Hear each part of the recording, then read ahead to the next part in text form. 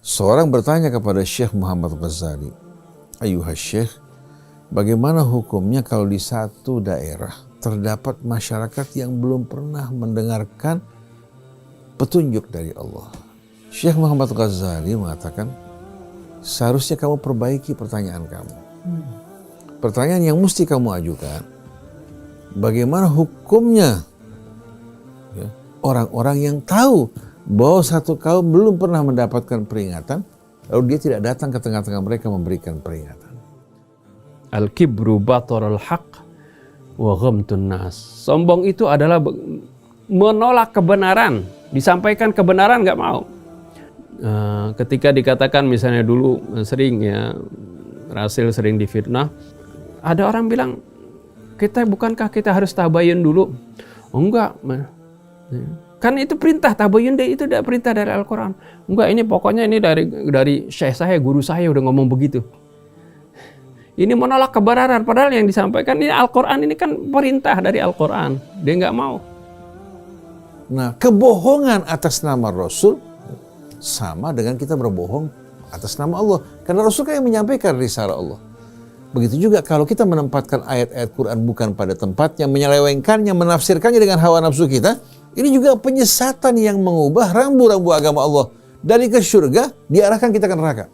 Dari keridhaan Allah, diarahkan menuju kemurkaannya. Maka Allah mengatakan, siapakah yang lebih aniaya? Dari seorang yang mengada-adakan kebohongan atas nama Allah atau mendustakan ayat-ayat Allah. Dua-duanya ini petaka besar.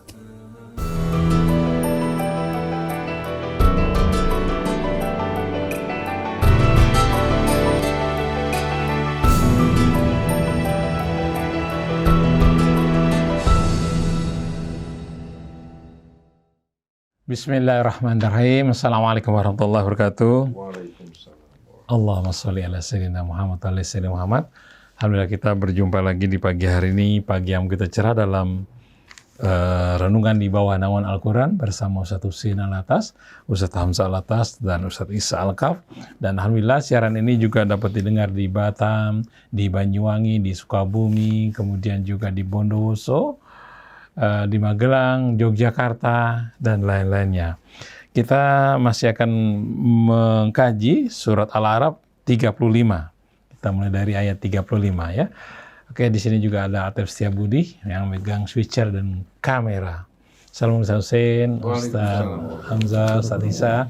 Baik, kita mulai acara ini dengan membaca Al-Fatihah.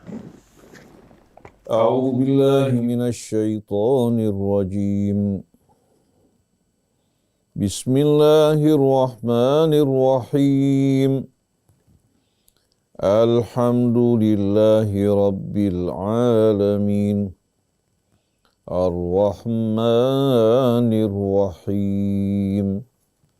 Maliki yaumiddin. Iyyaka na'budu wa iyyaka nasta'in. Ihdinas siratal mustaqim. Siratal ladzina an'amta 'alaihim ghairil maghdubi 'alaihim waladdallin. Alhamdulillah kita sudah membaca Al-Fatihah. Mudah-mudahan Allah mudahkan kita dalam memahami apa-apa yang dijelaskan oleh guru-guru kita. Sebagai pengantar, surat Al-A'raf ayat 35 akan disampaikan oleh Ustadz Isa Al-Kaf. Kepada Ustadz Isa, kami silakan. Bismillahirrahmanirrahim. Assalamualaikum warahmatullahi wabarakatuh. Ikhwan akhwat yang dirahmati Allah Subhanahu wa taala, Ustadz Husin, Ustadz Hamzah, Krisna, Mas Atep, dan juga ikhwan akhwat yang menyimak dimanapun Anda berada. Hari ini kita akan membahas tentang satu hal, ikhwan akhwat, bahwa kita ini hidup di dunia ini Allah Subhanahu wa taala kasih pilihan kita. Selain pilihan kita untuk berbuat baik atau kita berbuat jahat, Allah Subhanahu wa taala kasih kita juga petunjuk, yang mana dengan petunjuk itu Allah Subhanahu wa taala pun kasih pilihan kita. Kalau kita ikut petunjuk Allah Subhanahu wa taala, maka kita akan hidup sesuai dengan alur, sesuai dengan jalan, sesuai dengan bimbingan yang Allah Subhanahu wa taala berikan, dan tidak ada bimbingan yang lebih jelas, lebih indah daripada bimbingan yang Allah Subhanahu wa taala. Kalau kita berpaling, ya ikhwan akhwat, kita akan hidup dalam kebingungan. Nah, di surat Al-A'raf ayat 35 dan selanjutnya sampai 43 nanti Ustaz ya. Sampai sekitar 46 ya. Sampai 37. Sampai ayat 37. Nanti insyaallah Ustaz Husain bin Hamid Al-Attas akan menjelaskan bagaimana keadaan orang-orang yang mendustakan ayat Allah Subhanahu wa taala. Di ayat lain Allah Subhanahu wa taala pun memberikan peringatan bagi mereka yang meninggalkan bimbingan Allah Subhanahu wa taala. Allah Subhanahu wa taala berfirman, "Wa man a'rada 'an dzikri fa innalahu ma'isyatan danka." Barang siapa yang berpaling daripada peringatanku, maka baginya kehidupan yang genggam gempita, gundah gulana. Wa nahsyuruhu yaumal qiyamati a'ma. Dan kami akan membangkitkan mereka dalam keadaan buta. Naudzubillah min dzalik, mudah-mudahan kita tidak termasuk dalam golongan itu, ikhwan akhwat. Untuk itu, marilah sama-sama kita dengarkan peringatan Allah Subhanahu wa taala yang Allah berikan dalam surat Al-A'raf pada kesempatan kali ini, yang insyaallah akan dibahas oleh Ustaz Husain dan Ustaz Hamzah Al-Attas. Tafadhal Ustaz. A'udzu billahi minasyaitonir rajim. Bismillahirrahmanirrahim. Alhamdulillahi rabbil alamin. Hamdan katsiran tayyiban mubarakan fihi kama yuhibbu rabbuna wa yarda. Allahumma salli wa sallim wa barik ala abdika wa rasulika sayyidina wa nabiyyina Muhammadin wa alihi wa sahbihi wa sallim. Subhanaka la ilma lana illa ma 'allamtana innaka antal alimul hakim. ولا حول ولا قوة إلا بالله العلي العظيم فلك الحمد ولك الشكر يا ربنا كما ينبغي لجلال وجهك الكريم وعظيم سلطانك اللهم صل على محمد وآل محمد اللهم آتنا من عندك رحمة وعلمنا من لدنك علما نافعا وانفعنا بما علمتنا ربنا زدنا علما والحقنا بالصالحين أما بعد. Ikhwan akhwat pendengar pemirsa Radio TV Silaturahim, kepada segenap kaum muslimin dan muslimat, seluruh anak bangsa kita, saudara-saudari yang berasal dari ayah ibu yang sama, Ustaz Hamzah bin Al-Attas yang menemani kita pagi hari ini bersama Ustaz Isa bin Ahmad Taufik, Ustaz Muhammad Krisna bin Muhammad Ishaq, saudara kita Atef Setiabudi, dan Anis, seluruh kerabat kerja di studio yang dirahmati Allah. Assalamualaikum alaikum warahmatullahi wabarakatuh. Pada kajian yang lalu, bersama-sama kita telah mengkaji beberapa ayat dari suratul A'raf. Dimulai dari ayat 31 hingga ayat 34.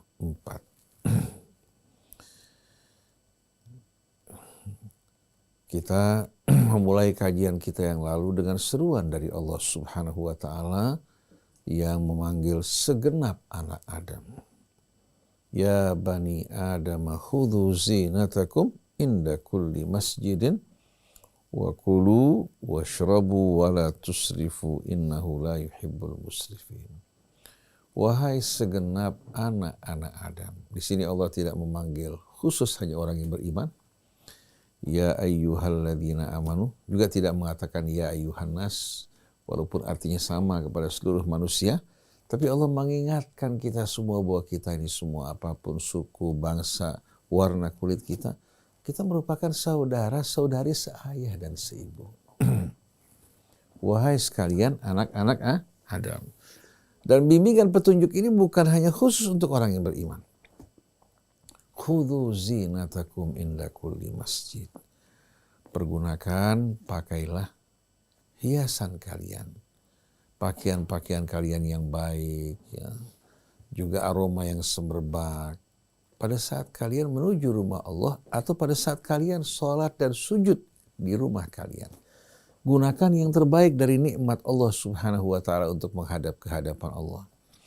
Jangan pakaian-pakaian yang baik untuk resepsi, sedangkan pakaian yang kita gunakan untuk menghadap ke hadapan Allah Subhanahu wa taala, pakaian-pakaian yang tidak baik, apalagi berbau tidak sedap dari dapur atau bekas kita bekerja, ya, yang berbau tidak sedap, tapi gunakan pakaian yang terbaik, tempat yang terbaik, aroma yang semerbak, agar kita menghadap ke hadapan Allah dalam keadaan yang lebih khusyuk dan suasana yang nikmat.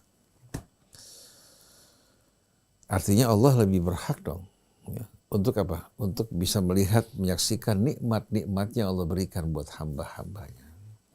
Kemudian makanlah kalian, minumlah ya apa yang kalian sukai dari apa yang Allah halalkan, tapi wala tusrifu, jangan bersikap boros. Innahu la yuhibbul musrifin, karena bersikap boros, makan berlebih-lebihan ini akan menimbulkan efek negatif bagi kalian. Innahu la yuhibbul musrifin, Allah tidak menyukai orang yang makan secara berlebih-lebihan sampai akhirnya tidak bisa bernafas, ya, dalam keadaan sesak, pencernaannya tidak dapat bekerja dengan baik.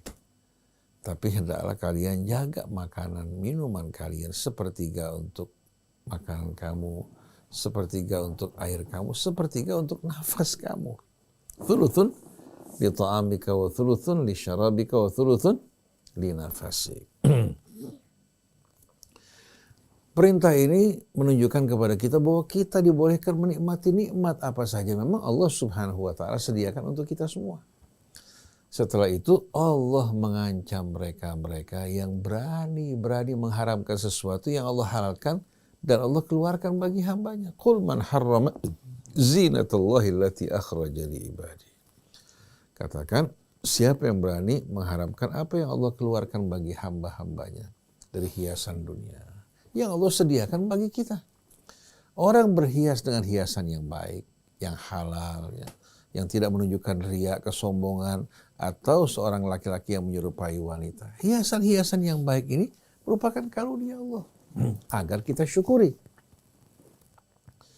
Wat-thayyibati minar rizki, begitu juga rizki yang baik. Bukan orang yang beriman harus makan yang susah-susah, yang sempit-sempit, yang sulit-sulit. Tidak. Asal kamu makan bersyukur, berbagi dengan nikmat Allah, ini merupakan amalan soleh yang baik. Qul hiya lilladzina amanu fil hayatid dunya khalisatan yaumal. Katakan wahai Rasul, semua ini disediakan Allah khusus sebetulnya untuk orang yang beriman. Secara khusus untuk orang yang beriman. Tapi karena orang yang tidak beriman hidup bersama-sama, Allah berikan juga untuk mereka sebagai apa? Sebagai kehormatan sebetulnya, karena mereka bertetangga dengan orang-orang yang beriman. Khalisatan yaumal qiyamah, dan kelak di hari akhirat Allah akan berikan murni untuk hamba-hambanya yang beriman dan bersyukur. Kadzalika nufassilul ayati liqaumi ya'lamun. Demikianlah kami uraikan ayat kami secara terperinci bagi orang yang berilmu. Ini merupakan seruan Allah Subhanahu wa taala yang diawali dengan memanggil anak-anak Adam. Berarti panggilan untuk kita semua yang beriman maupun yang tidak beriman. Lalu Allah jelaskan yang diharamkan itu bukan nikmat-nikmat yang Allah sediakan buat kita, tapi yang diharamkan Allah perbuatan keji. Kemudian juga perbuatan aniaya, segala macam perbuatan dosa yang merugikan orang lain, yang merusak diri kita. Begitu juga mempersekutukan Allah dengan sesuatu tanpa dasar kebenaran. Demikian juga berbicara atas nama Allah Subhanahu wa taala tanpa dasar pengetahuan, menisbatkan kepada Allah, menisbatkan juga kepada Rasulnya. Karena begitu orang menisbatkan pada Rasul sama dengan menisbatkan kepada Allah Subhanahu wa taala. Ini merupakan hal yang diharamkan Allah. Jangan justru kita sibuk bicara dalam urusan yang tidak ditegaskan oleh Allah Subhanahu wa taala. Qul innama harrama rabbiyal fawahisha ma dhahara minha wa ma batan wal ithma wal baghya bighairil haqq wa an tusyriku billahi ma lam yunazzil bihi sultana wa an taqulu 'ala Allahi ma la ta'lamun. Nah, setelah itu Allah Subhanahu wa taala ingatkan kepada kita. Kita semua tidak lepas daripada apa? Lingkaran ketentuan Allah Subhanahu wa taala. Kita berawal ya, dari Allah saat kelahiran kita, ya. Kehidupan kita semua berada di bawah ketetapan ketentuan Allah. Begitu pula ajal, masa berakhir kehidupan kita juga tidak akan sama sekali apa? Tidak akan keluar dari ketentuan Allah. Bila tiba saatnya tak mungkin kita akan mampu untuk apa? Memperpanjang usia kita. Nah, di antara awal dan akhir, di tengah jalan ini, perbuatan-perbuatan baik yang mulia, kebaktian pada ayah ibu, membantu sesama, akan membuat seorang dalam perjalanannya aman hingga menuju ajalnya di akhir. Tapi kalau dia berbuat zalim, berbuat kejahatan, belum sampai pada akhir umurnya, di tengah jalan misalnya disegerakan oleh azab. Disegerakan oleh berbagai macam bencana akibat dari ulah perbuatan manusia. Jadi orang yang beriman, bertakwa, dalam perjalanan hidupnya akan berada di bawah naungan rahmat Allah pemeliharaannya. Wa yuakhirkum ila ajali musamma, diantarkan sampai ajal yang telah ditetapkan Allah Subhanahu wa taala. Nah, Allah jelaskan pada kita kemana kalian akan pergi wahai manusia, kemana kalian akan melarikan diri. Kalian semua berada dalam batasan yang telah ditetapkan Allah Subhanahu wa taala. Kalau kalian beriman, beramal soleh, kalian akan meninggalkan dunia dengan akhir yang baik.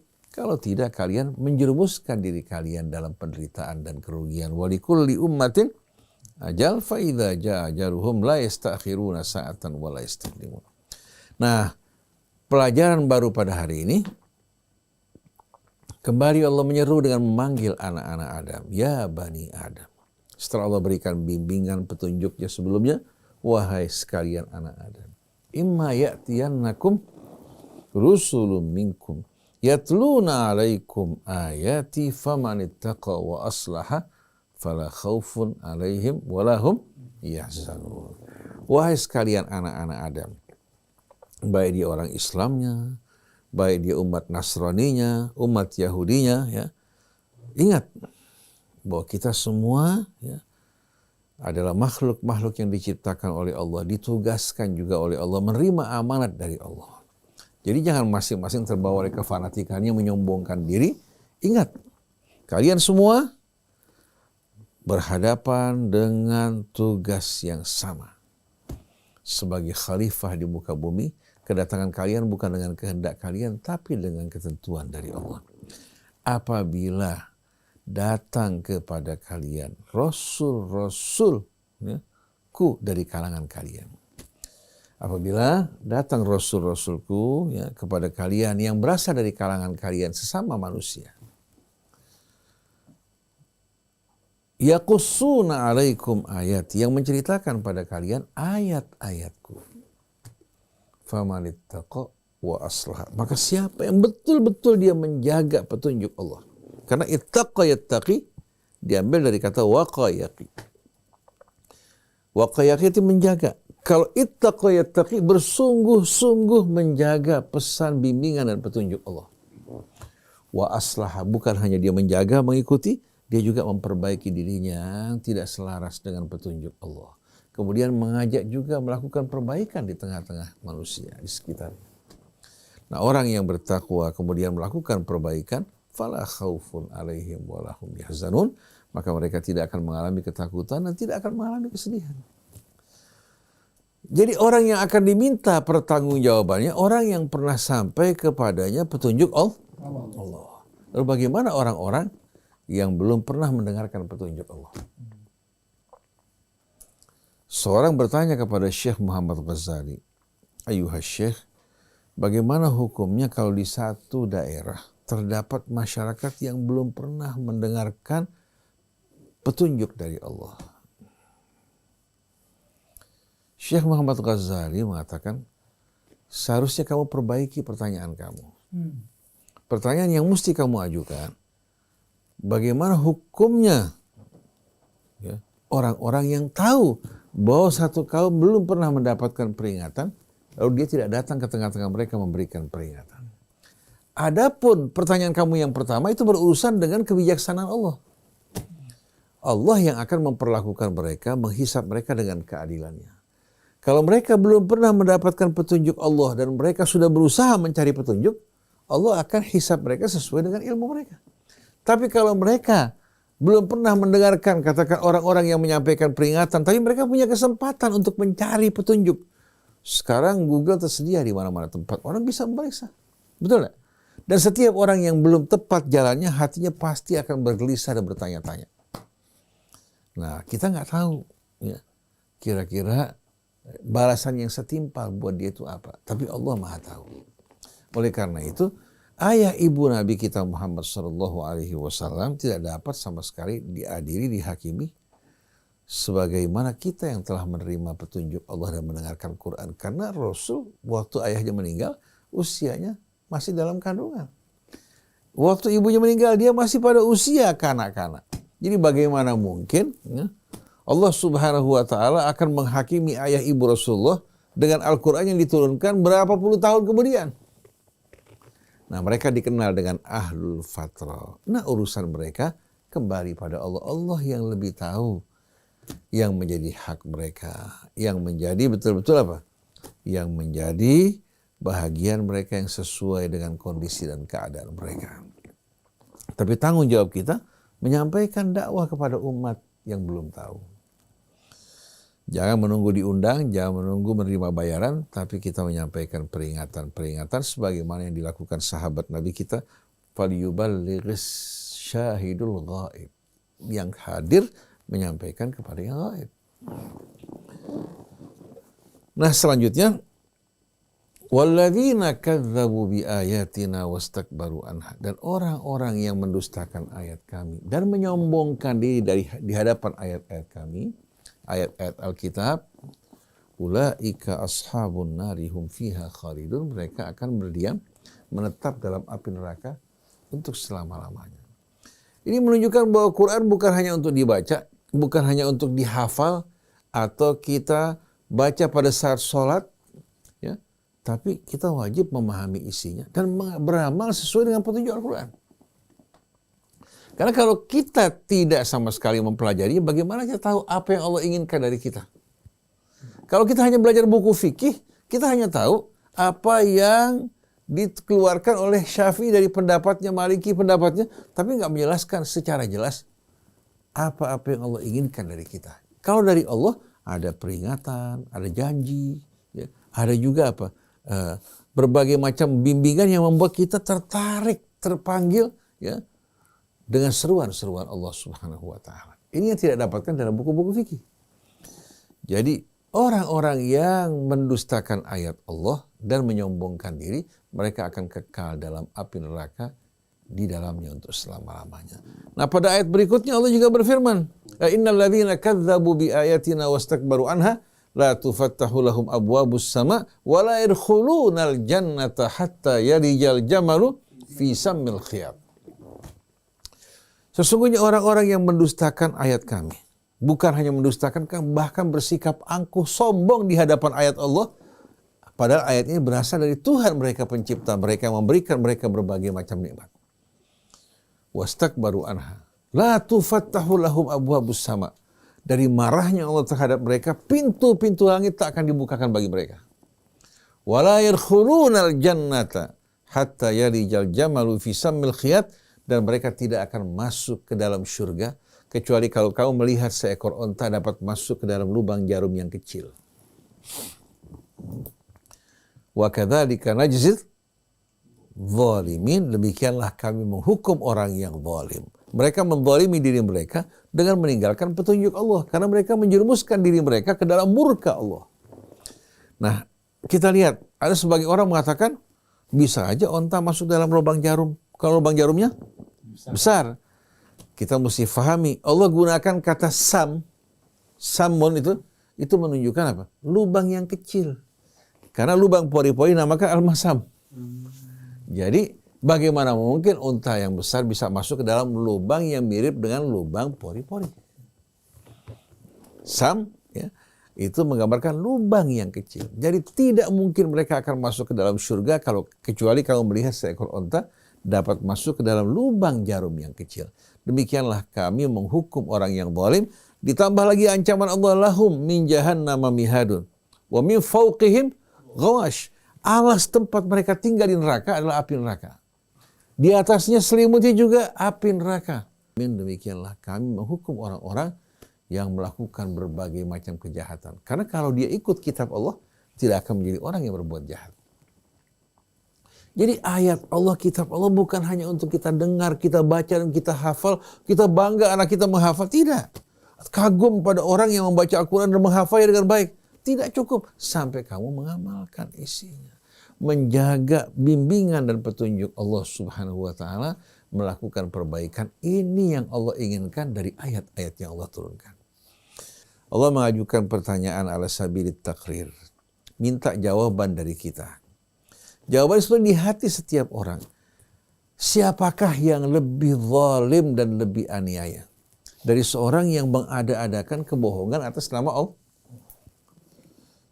atau mendustakan ayat-ayat Allah Subhanahu wa taala? Faman adzlamu mimman iftara 'ala Allahi kaliban aw kadzdzaba bi ayati.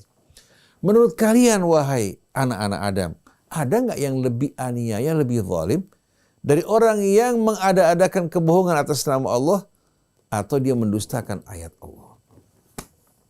Dengan sendirinya, menurut Allah yang Maha Tahu, tidak ada yang lebih zalim dari ini. Karena orang yang seperti ini merubah rambu-rambu agama Allah. Sebagai contoh, kita lagi menuju katakan ke satu daerah.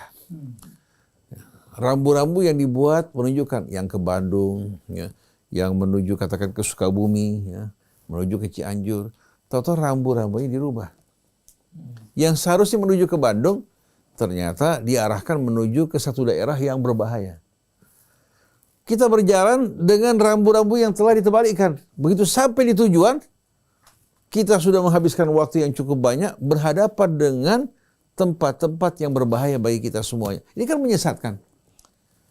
Nah, bagaimana orang yang seharusnya menuju Allah Subhanahu wa taala, menuju jalan keselamatan, meraih kebahagiaan, tahu-tahu rambunya dirubah, yang seharusnya menuju ke neraka, yang seharusnya menuju ke surga, dialihkan menuju ke neraka.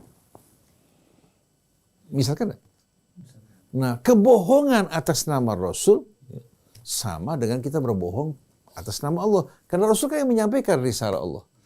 Begitu juga kalau kita menempatkan ayat-ayat Quran bukan pada tempatnya, menyelewengkannya, menafsirkannya dengan hawa nafsu kita, ini juga penyesatan yang mengubah rambu-rambu agama Allah. Dari ke surga, diarahkan kita ke neraka.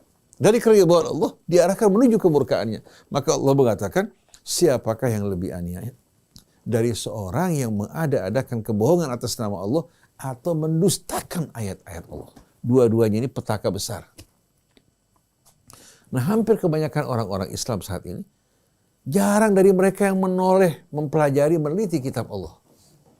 Kebanyakannya mereka puas dengan apa yang telah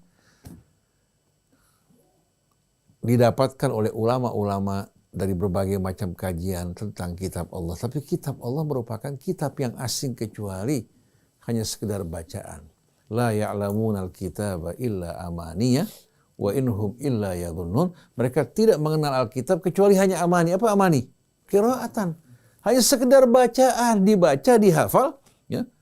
Kebanyakan dari mereka meraba-raba, menduga-duga, bukan berjalan dalam kepastian dan ilmu. Wa inhum illa yadhunnun. Jadi siapakah menurut kalian yang lebih zalim dari orang yang mengada-adakan kebohongan atas nama Allah atau mendustakan ayat-ayat Allah? Ulaika yanaluhum nasibuhum minal kitab. Orang seperti ini, Allah Subhanahu wa taala biarkan mereka menikmati jatah mereka. Dari umur mereka, rezeki mereka, kesempatan yang Allah berikan buat mereka. Ulaika yanaluhum nasibuhum minal kitab ay yanaluhum nasibuhum al-maktubu.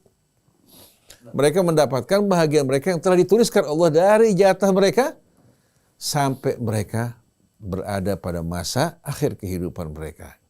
Hatta idza ja'athum rusuluna yatawaffawnahum. Tapi waktu duta-duta kami, para malaikat yang mencabut nyawa datang kepada mereka,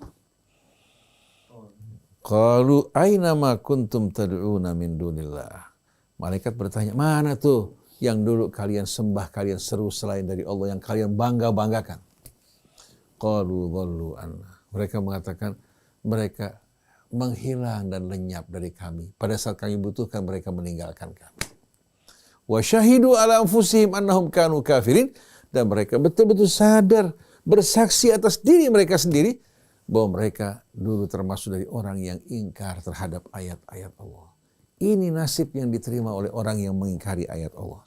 Siapapun dia, baik dia non-muslim atau orang Islam, ya, yang mengaku sebagai orang Islam tapi mengabaikan ayat-ayat Allah, nasibnya amat mengenaskan, mengerikan dan menakutkan. Pintu langit tertutup, tidak akan masuk ke dalam surga. Adapun orang-orang yang tidak tahu, yang belum pernah mendapatkan pengajaran, kewajiban kita seharusnya yang tahu daripada sibuk berdebat masalah-masalah yang tidak bermanfaat, kita datang kepada mereka membawa peringatan dari Allah. Dengan cara yang baik, dengan cara yang lembut, mereka terima tidak, itu bukan tanggung jawab kita. Jadi ayat ini jelas ya, keharusan kita untuk betul-betul menjaga, memelihara, berpegang pada tali Allah Subhanahu wa Ta'ala. Demi keselamatan kita. Dan Allah amat murka terhadap orang yang berani berdusta atas nama Allah atau mengada-adakan kebohongan atas nama Allah. Ini yang menyebabkan kenapa kita jarang menyebutkan hadis. Karena takut kalau kita mengatakan qala Rasulullah, kita termasuk orang yang berdusta atas nama Rasul. Karena tidak cukup sanadnya yang sahih, harus isinya sejalan dengan Quran. Karena yang menjadi pegangan kita Quran bukan hadis. Karena hadis tidak ditulis pada masa Nabi.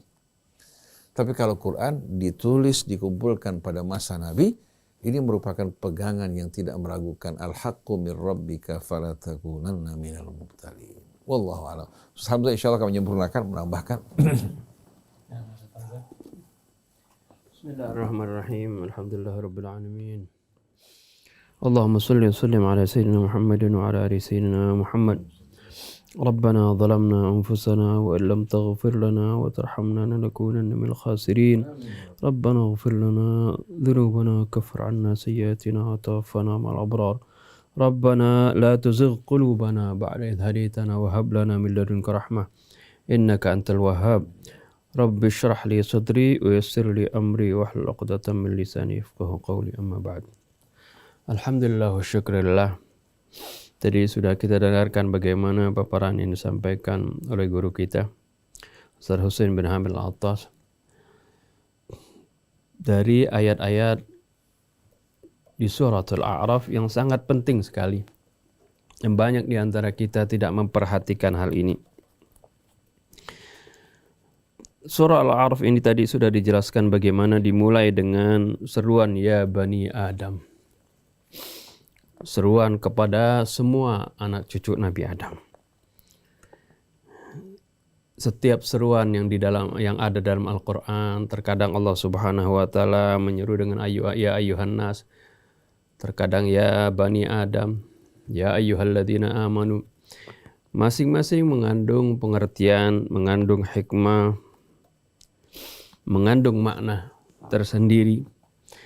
Di sini ketika Allah Subhanahu wa taala menyeru ya Bani Adam, wahai anak Adam, ini juga di sana terkandung makna mengingatkan kita semua berasal dari ayah ibu yang sama. Seperti yang Rasulullah pun ingatkan ketika Hajjatul Wada, kullukum min Adam wa Adam min turab. Semua kalian dari Adam dan Adam berasal dari tanah. La fadla li Arabiyyin ala ajamiyyin. Tidak ada keistimewaan bagi seorang Arab terhadap orang non-Arab. Wala li aswada ala abyada, wala li abyada ala aswad. Dan tidak ada keistimewaan bagi yang berkulit putih terhadap kulit hitam, kulit merah terhadap kulit putih dan sebagainya. Ya. Kul inna akramakum indallahi atqakum. Orang yang paling mulia di antara kalian adalah orang yang paling bertakwa. Ini juga di ayat ini Allah Subhanahu wa taala mengingatkan kita semua.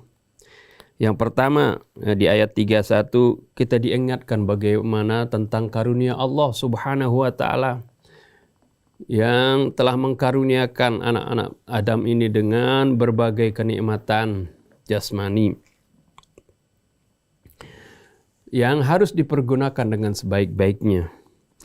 Dan tentunya di dalam mempergunakan berbagai nikmat Allah Subhanahu wa taala kita dilarang untuk berlebih-lebihan.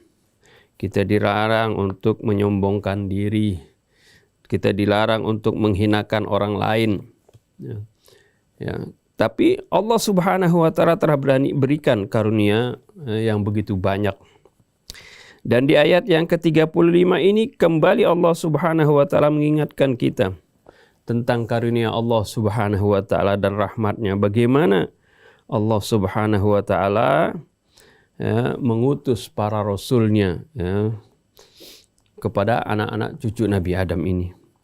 Allah ingatkan bagaimana Allah Subhanahu wa taala tidak membiarkan anak cucu Adam ini berada di dalam kegelapan, berada di dalam kebingungan.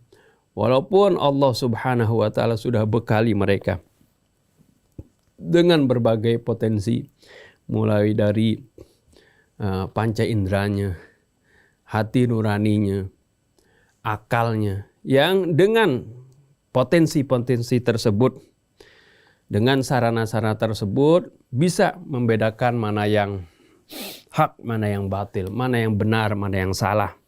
Akan tetapi potensi-potensi ini tetap masih memiliki kekurangan. Ya, seperti akal pun, walaupun manusia diberikan akal, tapi akal ini hanya bisa memikirkan sesuatu yang bisa dijangkau oleh indera mereka, atau yang bisa difikirkan oleh akal mereka, tapi hal-hal yang gaib mereka tidak ketahui. Oleh karena itu Allah Subhanahu wa taala membantu dengan mengutus para rasul. Ini juga bagian dari rahmat Allah dan karunia-Nya yang dianugerahkan kepada anak cucu Adam tersebut. Dari apa yang diuraikan tadi, bagaimana Allah Subhanahu wa taala terangkan, barang siapa yang tadi sudah diberikan berbagai potensi, ada akal, nurani, rasa malu, ya, itu juga termasuk karunia Allah Subhanahu wa taala untuk menghindari agar supaya manusia tidak terperosok kepada perbuatan yang zalim, perbuatan yang sesat. Tapi Allah Subhanahu wa taala masih menganugerahkan dengan mengutus para rasul. Ini adalah bagian dari rahmat Allah, ya, memberikan bimbingan kepada Bani Adam tadi. Nah, barang siapa yang mengikuti bimbingan tersebut, tentunya ya Allah sebutkan fala khaufun alaihim wala hum yahzanun. Mereka tidak akan merasa takut dan tidak akan bersedih. Ini sama seperti yang dalam surah Al-Baqarah, fa imma ya'tiyannakum minni huda faman tabi'a hudaya fala khaufun alaihim wala hum yahzanun. Ya. Qul nahbitu minha jami'an. Ya. Ketika Allah Subhanahu wa taala memerintahkan ya, Nabi Adam untuk turun ke bumi, ya, kemudian Allah katakan qul nahbitu minha jami'an, turunlah kalian semua dari surga menuju dunia, ya, ke dunia ini, fa imma ya'tiyannakum minni hudan faman tabi'a hudaya fala khaufun alaihim wala hum yahzanun. Manakala nanti datang petunjuk dariku, maka barang siapa yang mengikuti petunjuk tersebut, maka dia tidak akan merasa takut dan tidak akan merasa sedih. Artinya mereka akan hidup dalam kebahagiaan. Sebaliknya mereka yang mengingkari ayat-ayat Allah, mengingkari para rasul tersebut, Allah ancam walladzina kafaru walladzina kadzdzabu biayatina. Mereka-mereka yang mendustakan ayat-ayat kami, wastakbaru anha, dan mereka menyombongkan diri, angkuh terhadapnya. Nah, ini penting di sini digarisbawahi, berkali-kali Allah Subhanahu wa taala menyebutkan di dalam ayat Quran bahwasanya biang keladi dari ketidakpatuhan seseorang terhadap ayat-ayat Allah maupun perintah Allah banyak disebabkan oleh kesombongan.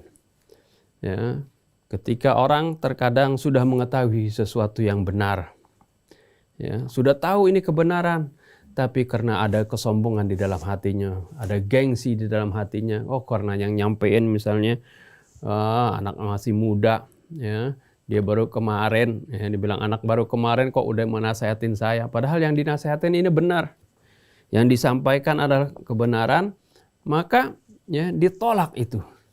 Ini adalah merupakan kesombongan. Sering berkali-kali kita sebutkan bagaimana hadis Nabi yang mendefinisikan apa itu arti kesombongan. Ya, kata Nabi, kesombongan bukan ketika seorang berpakaian bagus, ya, berkendaraan bagus, ya, bersepatu bagus misalnya, Bukan itu dibilang kesombongan. Bahkan di ayat sebelumnya kan sudah kita terangkan bagaimana ini adalah karunia Allah. Silakan pakai, silakan gunakan. Ya. Akan tetapi jangan berlebih-lebihan memang. Tapi yang Rasulullah katakan, ya, sombong itu adalah al-kibru batarul haq wa ghamtun nas. Sombong itu adalah menolak kebenaran. Disampaikan kebenaran nggak mau. Ya, ketika diberitahu ada ayat Quran begini, ya, ketika dikatakan misalnya dulu sering ya, Rasul sering difitnah, ya, kan ada orang bilang bukankah kita harus tabayun dulu? Oh, enggak, ya. Kan itu perintah tabayun itu udah perintah dari Al-Quran. Enggak, ini pokoknya ini dari syekh saya, guru saya udah ngomong begitu. Ini menolak kebenaran, padahal yang disampaikan ini Al-Quran, ini kan perintah dari Al-Quran. Dia nggak mau, dia tolak itu.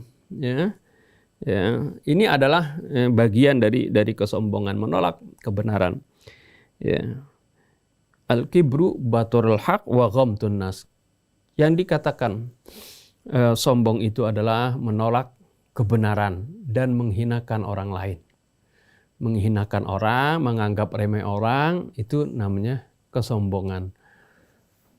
Oleh karena itu juga, ya, banyak di antara pembesar-pembesar Quraisy, bahkan banyak di antara mereka yang pandai-pandai dalam sastra Arab, mereka nggak mau ikut kepada Rasulullah SAW, bukan karena nggak tahu yang disampaikan itu benar.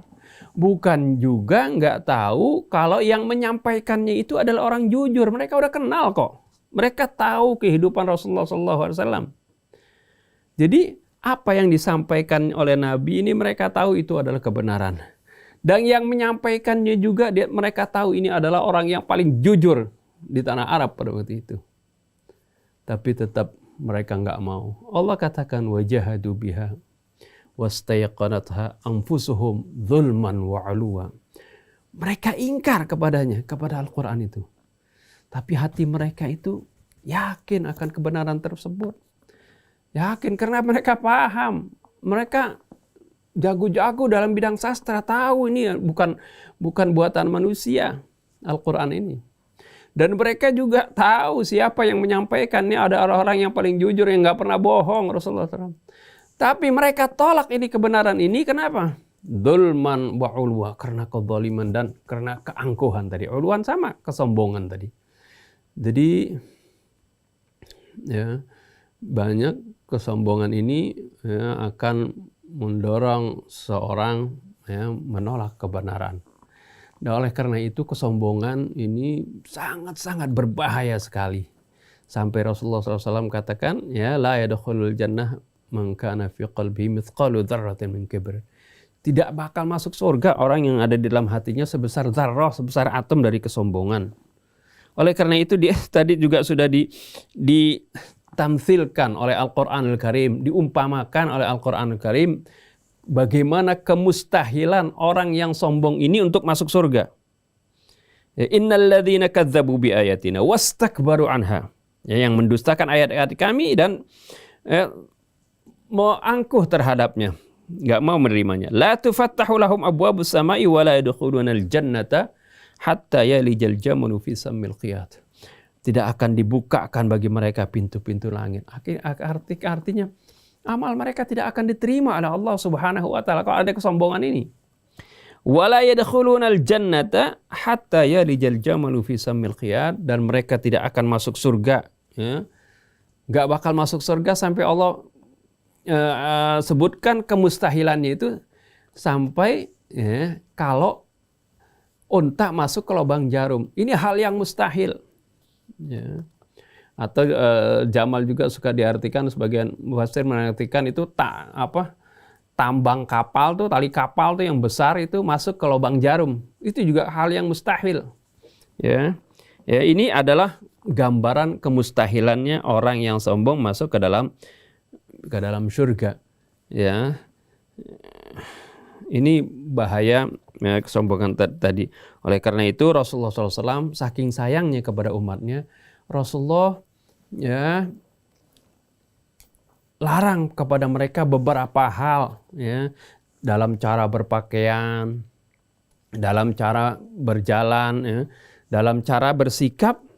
Rasul ingatkan agar supaya mereka jangan sampai terkena sifat sombong ini. Sampai salah satunya cara berpakaian, ketika dahulu orang yang suka isbal itu, ya, orang yang suka ngengser pakaiannya itu adalah ciri-ciri orang yang sombong. Ya, karena pada waktu itu zamannya zaman susah, pakaian susah. Jadi kalau orang yang kaya itu yang sombong, dia saking untuk mempamerkan kekayaannya, dia sampai, ya, kainnya sampai ngengser-ngengser seperti itu.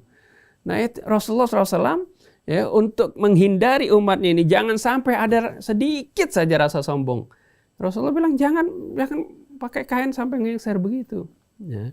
Jadi bukan karena kain diturunkan dari mata kaki atau di atas mata kaki membuat seorang masuk surga, bukan karena itu, tapi karena kesombongan lah, ya, yang akan membuat orang masuk surga. Karena nggak ada dalam Al-Quran, ya, kalau orang kainnya turun dari mata kaki masuk neraka, nggak ada, ya. Tapi larangan ini itu berkaitan dengan masalah kesombongan tadi. Orang walaupun celananya di atas mata kaki, tapi kalau dia sombong, angkuh, ya, terhadap menghinakan kepada orang lain, yang dia anggap hanya orang yang di kelompoknya saja, di luar kelompoknya udah nggak dianggap deh. Biar mengucapkan kebenaran pun udah nggak dianggap, ya, itu dianggap semuanya bukan kebenaran. Itu namanya kesombongan. Biar kainnya itu di atas mata kaki sampai setengah betis, ya, sekalipun, ataupun jenggotnya panjang sekalipun, kalau ada kesombongan, inilah yang akan berbahaya, ya. Oleh karena itu Rasulullah ingatkan seperti itu. Ini pun sebenarnya masalah ini, ya, kalau kita baca hadis-hadis yang lain akan jelas ilat daripada pelarangan ini, yaitu ketika Sayyidina Abu Bakar pakaiannya pun ngengser, maka Rasulullah langsung ingatkan. Rasulullah Abu Bakar datang kepada Rasulullah SAW bilang, ya Rasulullah, saya suka ngengser kain saya. Langsung Rasulullah katakan, lasta mimman jarra izarahu khuyala. Engkau sih nggak termasuk orang yang mengengserkan, ya, kainnya karena sombong. Jadi ilatnya jelas. Ya. Ilat yang jelas ini harus kita kembalikan kepada Al-Quran. Kenapa kok Rasulullah SAW melarang hal itu? Karena memang sifat sombong ini begitu berbahaya. Ya, sampai Allah katakan di situ, ya, mereka tidak bakal masuk surga sampai kalau kamu lihat misalnya ada onta masuk ke lubang jarum, itu hal mustahil. Ini kemustahilan bagaimana orang-orang yang sombong untuk masuk surga ini, mustahil seperti itu. Nah, berikutnya juga, ya, bagaimana membuat kedustaan terhadap Allah maupun terhadap Rasul ini adalah merupakan, ya, dosa yang sangat besar, ya, karena dengan kedustaan inilah, ya, dustaan terhadap Allah maupun Rasulnya, ya, akan mengakibatkan, ya, kekacauan, mengakibatkan perpecahan, mengakibatkan masyarakat itu bingung, ya, karena yang dipakai adalah nama Allah dan nama Rasulnya. Ya, kalau orang berdusta pakai nama orang lain, mungkin orang bisa percaya, bisa enggak. Tapi kalau bilang ini adalah firman Allah, ini adalah sabda Rasulullah SAW, orang takut seperti itu. Nah, kalau itu benar yang diucapkan, yang difirmankan oleh Allah maupun diucapkan oleh Rasulnya, maka itu adalah sesuatu yang, ya, artinya orang akan tidak tersesat. Tapi ketika seorang membuat kedustaan dengan nama atas nama Allah ataupun atas nama Rasul, nah ini akan membuat orang menjadi, ya, bisa menjadi tersesat, bisa menjadi simpang siur, bisa menjadi perpecahan akibat dari kedustaan, ya, yang mereka ucapkan atas nama Rasulullah. Ini sering sekali dan kita lihat sekarang banyak sekali perpecahan karena oleh riwayat-riwayat atau kedustaan-kedustaan yang disampaikan atas nama Nabi kita Muhammad SAW. Mudah-mudahan kita bisa menghindari hal tersebut. Oleh karena itu begitu pentingnya kita ini selalu merefer kepada Al-Quran. Selalu kita jadikan Al-Quran ini sebagai imam di dalam segala hal, ya, agar supaya kita bisa mendapatkan petunjuk dari Allah Subhanahu wa Ta'ala. Karena Al-Quran ini adalah buku petunjuk. Oleh karena itu, kalau kita utamakan Al-Quran, kita jadikan Al-Quran sebagai tolak ukur dalam segala kehidupan kita, dalam segala tindak tanduk kita, dalam segala pikiran kita dan pendapat kita, insya Allah kita akan mendapatkan bimbingan dari Allah Subhanahu wa Ta'ala. Wallahu Subhanahu wa Ta'ala alam. Terima kasih Ustaz Husein Alatas, Ustaz Hamzah Alatas, juga Ustaz Isa Alakaf. Demikian Ikhwan dan Akhwat kajian surat Al-A'raf ayat 35 sampai dengan 37. Janganlah kita mengikuti atau bicara dengan apa-apa yang ditegaskan, yang tidak ditegaskan oleh Allah Subhanahu wa Ta'ala. Baik, terima kasih. Saya Muhammad Krisna, Atef Setiabudi, juga Yusuf Bangkit, dan juga Anis Mali mohon pamit. Wabillahi taufiq wal hidayah. Wassalamualaikum warahmatullahi wabarakatuh.